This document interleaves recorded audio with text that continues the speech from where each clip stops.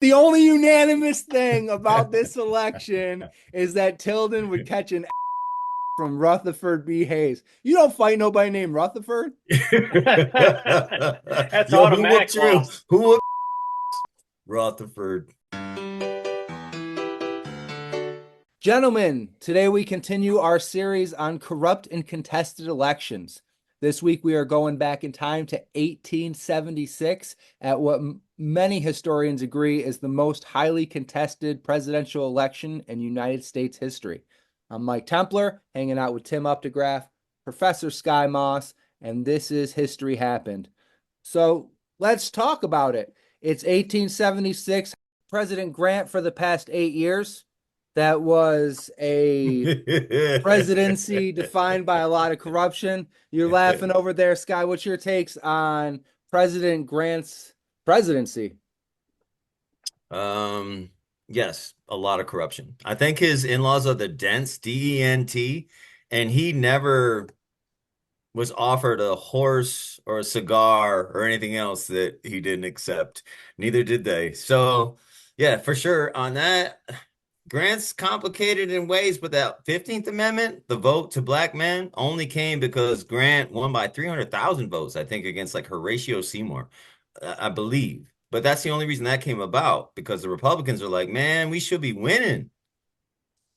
Yeah, and there's thoughts that Grant's going to run for a third term. He's a very popular individual to maybe half of the country, not popular everywhere. Yeah. I read a piece once that Mark Twain roasted him. They had a U.S. Grant roast, and Mark Twain hosted that shit and roasted him. And he Wow. thought Grant was gonna kill him, but at the end he came to him and was like, "That was actually pretty funny." Or he actually laughed. I don't know. I think he's exhausted his political currency by that point. I mean, politically, nobody was really a Grant fan. He just was a war hero.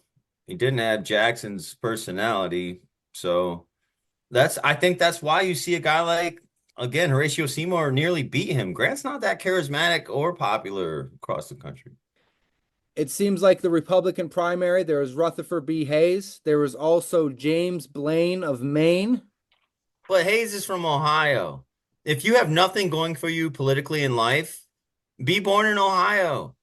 It'll help your chances for sure. So there's this real compelling feeling of Reconstruction is about awarding black people, shit's going downhill. I mean, you got this like conglomeration of anti-Reconstructionists, like the Redeemers in the South, they call themselves. They called themselves the Redeemers.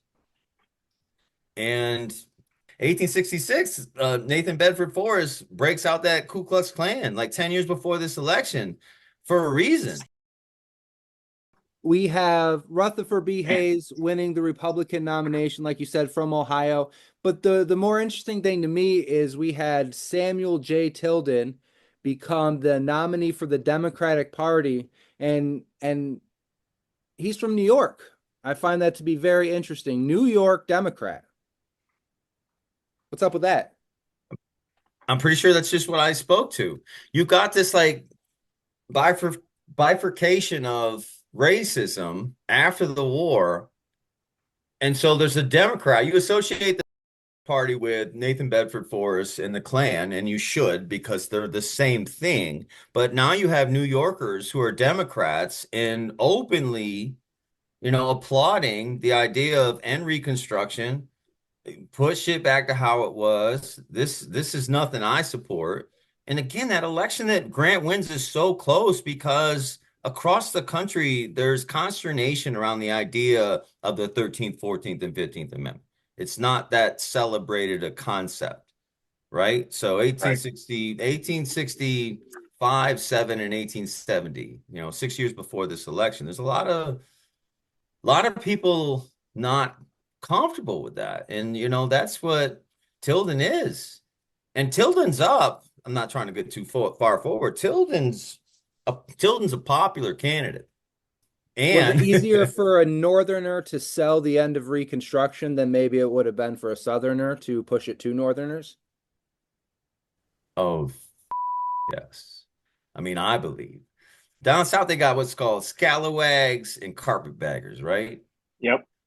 A carpetbagger was a northerner that came down there and tried to profiteer off of the remnants of the South. Scalawag was a southerner who was always there that saw an opportunity and tried to take advantage of it. They were worse than carpetbaggers, right? But but there are a lot of scalawags ready to join the Republicans, and there's a lot of New Yorkers ready to join the Democrats. Obviously, about any of these opinions or any of these thoughts, there's nothing unanimous about this election. No, I mean that's a great phrase. Honestly, Michael, there's nothing unanimous about this election. It's all a push. The whole world is pretty much subject to this same sort of divide and kill colonialism mentality.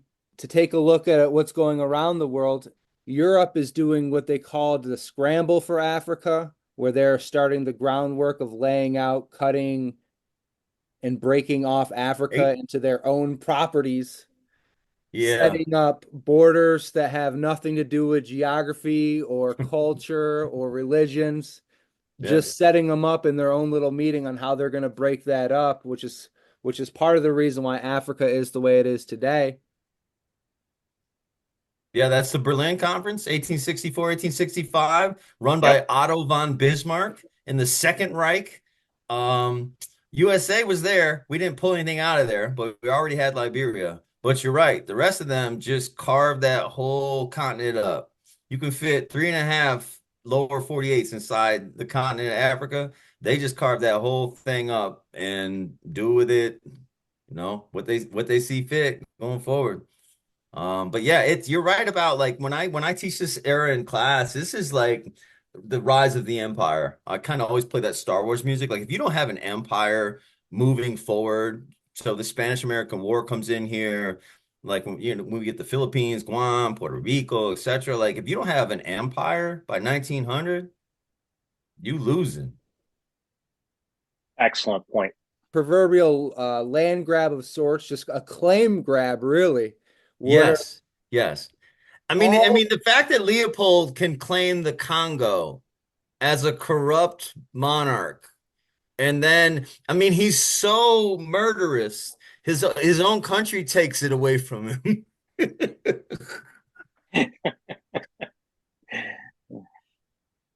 So back to the United States, we're going to take a little bit of a deeper dive into each of the candidates.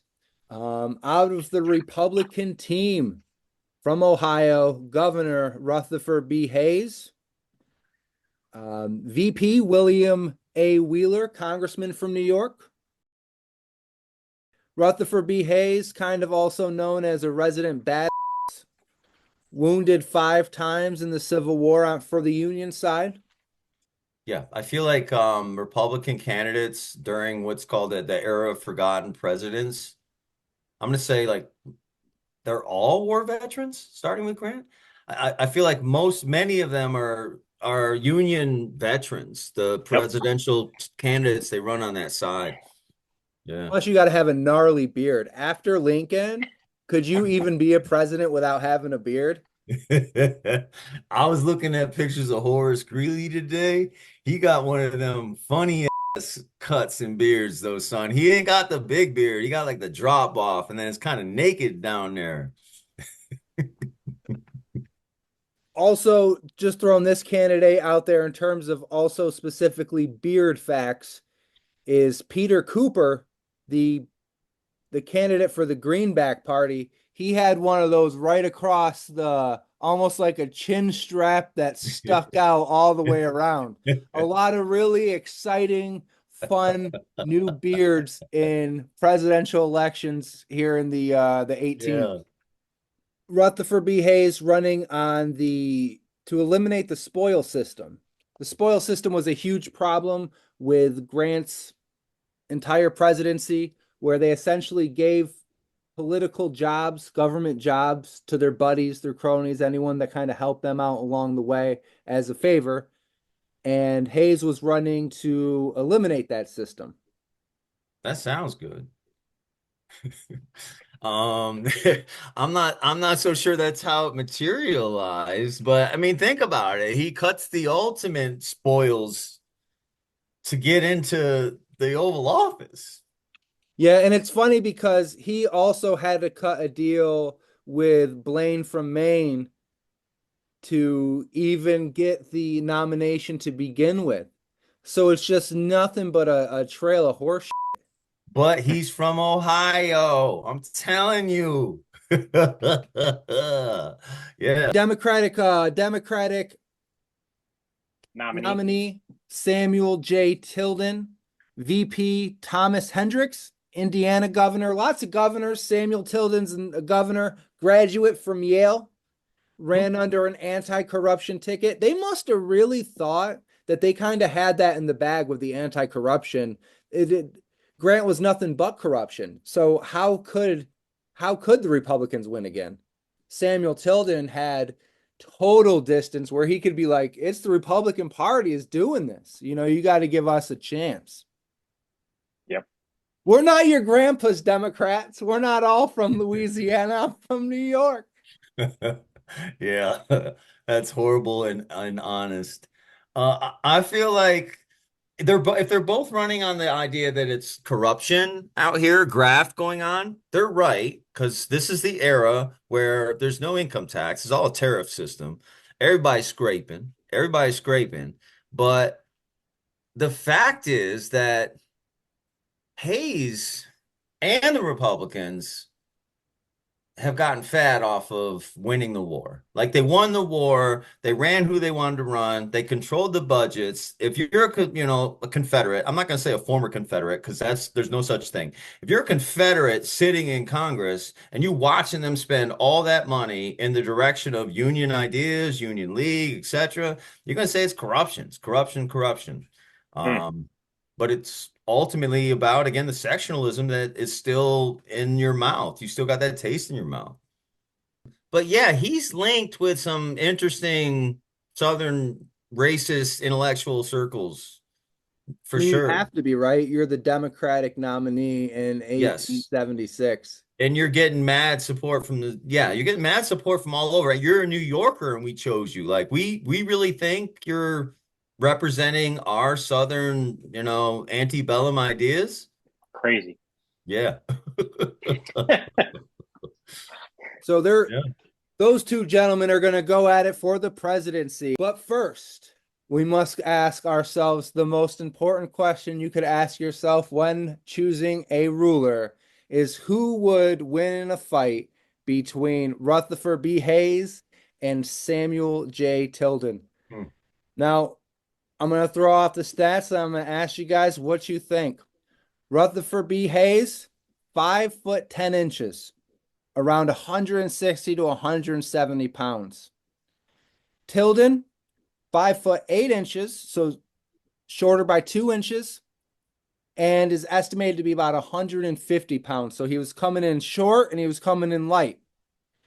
Tilden was, not to get Sky all mad about this, but Tilden, we all seen the Tyson fight. Age makes a difference. We got Why six, Sky? Why would I be mad about because this? you yelled at me last time. You called me ageist. You're an ageist. Yeah, keep going. Samuel Tilden is 62 years old and Rutherford B. Hayes is 54. In terms of general health, Rutherford B. Hayes got a couple injuries from the war, but is known to keep himself in real good condition. Active war hero, multi-time veteran, multi-time injury. And Tilden, he was experienced some health issues leading up to the election. Had a severe health crisis in 1871. He suffered from gout, which affected his mobility. So the odds are looking pretty stacked. But what are you guys thinking? Who's gonna win, Hayes or Tilden? I'm all for Hayes. Oh, completely haze. Completely haze. And those bouts of gout, Kim Jong-un be getting gout from cheese. Too much cheese. Definitely haze. Not even a question, man. Seriously? He's from Ohio too. Come on. You ever fought someone from Ohio? They're Wilderness, pretty. Ohio, They're pretty too. tough. They're naturally angry. They're tough people. The only unanimous thing about this election is that Tilden would catch an whooping from Rutherford B. Hayes. You don't fight nobody named Rutherford. That's Yo, automatic loss. who whooped your Rutherford? So we clearly know who would have won that fight. However, that brings us to the election results. And the winner of the 1876 election. Oh, so this is more of a timeline thing than a clear-cut winner. To go through the timeline, it seemed that at the end of the evening, on night one, it appeared that Tilden would win. He was at 184 electoral votes. All you need is 185 to win it. There's 20 electoral votes in dispute overnight: Florida, Louisiana, Oregon, and South Carolina. And then all hell breaks loose because both sides accuse each other of cheating and lying and intimidation and villainous acts. What's going on in Florida, Louisiana, Oregon, and South Carolina, guys? I don't know. I guess you're trying to definitely control the polls. And this is the era where, frankly, you're going to see, you got to chase black men away from the polls. I mean, if you're confident they're going to vote Republican because the Republicans registered every black person, every black man in the South they could, then your job is to not let them get near the polls, man. Exactly. I mean, if that's too dark of a view on it, but there's definitely a lot of violence, intimidation going on. By the time you get to 1900, like most black folks is done voting. They publish your name in the paper up till like the turn of the century when you vote. Like you can read who voted. When did voting become private in terms of who you're voting for? I think it's called the Austrian ballot. Maybe Tim can Google it real quick. But I feel like it's towards 1900. Like in this era, it's in this era, I believe. So yeah, I mean, it was like signing the Declaration of Independence. That's a choice. That's a decision because once people read your name and they got some grievance with you. The first states to introduce it was 1856. Yeah, what an interesting thing that, say, before the 1900s, as a nation, you didn't just vote in private. You had to proclaim who you were voting for. And like you said, the consequences. Because if you're in the South and you're voting for Lincoln, who wasn't even on your ballot, probably, there's going to be a real problem. When I was growing up, and most of my life, most black folks is Democrats. But my older uncles, my older black uncles, a couple of them, they Republicans. They were and still are till their death. You know why? Because Lincoln was a Republican. Absolutely. So 1884 was the individual states moved to secret ballot soon. And in 1891, Kentucky was the last state to do it. Right in the South. No shit. Yep. Yep. Whole decision when you go to the polls. They don't know who has won. They're going to set up an electoral commission. There's going to be 5 U.S. representatives, 5 senators, and 5 justices. And there's going to be 1 independent, and he is supposedly going to decide the whole election. Kingmaker. And the Democrats found a way to give him a seat in Congress to help persuade him vote for Tilden. And then at the end, he decides he doesn't want to be involved, and it goes to Joseph Bradley, who gets to make the decision for everybody and determine who the next president of the United States will be. So regardless of what anyone says, I imagine at this point, we're going to do whatever we can do to avoid a Civil War too. Yes. And then it's the room where it happens. It's closed door. Like they're talking back there about they want the troops out of the South. The South's like, we don't, because they're actually Union troops stationed in the South, right? The Reconstruction Act is like 5 military districts, actual troops in the South. They're like, we get out of here. It's an occupation. Yeah, it is. To them, it is. For To sure. them, it is. To the north, it's preserving a union and an idea, but to the south, it's a total occupation force. And so they're willing to capitulate around the White House for bigger things, which is let us get our Jim Crow up out of here so we can get back to what we was doing. We'll give you the White House right now. And the other two things they wanted, one of which they got, was the postmaster general position, which is crazy. And my wife made this great point this morning. It's almost like controlling the internet at that point. So Mm. they're really insistent on they want that, and they want a transcontinental railroad to go through the South, through Texas, to be exact. In 1869, when the Transcontinental Railroad was finished, it was determined when the war started where it would go, and purposely the South. And so they were bent about that too. Like they that was part of the negotiation. We want a transcontinental railroad to the South. They didn't get that. And what was left was Joseph Bradley winning it for the Republicans. And he was also nominated by Grant on the Supreme Court. So this election's not going to have good ramifications really for anybody. They're going to end Reconstruction. All of the safety that Black people had down south is going to be completely gone. Any sort of thought process of civil rights is going to be gone for another 100 years. It's going to set the whole country and everybody just back. Nothing unanimous and nothing good about the 1876 presidential election. Now, I'm hoping, guys, can we get some silver lining? I call it the apartheid era, and it's hardcore in the South, man. It's hardcore. Oh, yeah. So yeah, I remember going down first time I went down there with my dad to Georgia, where he grew up, and seeing how different it was. I was like 23, 24, full of brim and upstate New York vigor. It's different down there, man. Definitely is.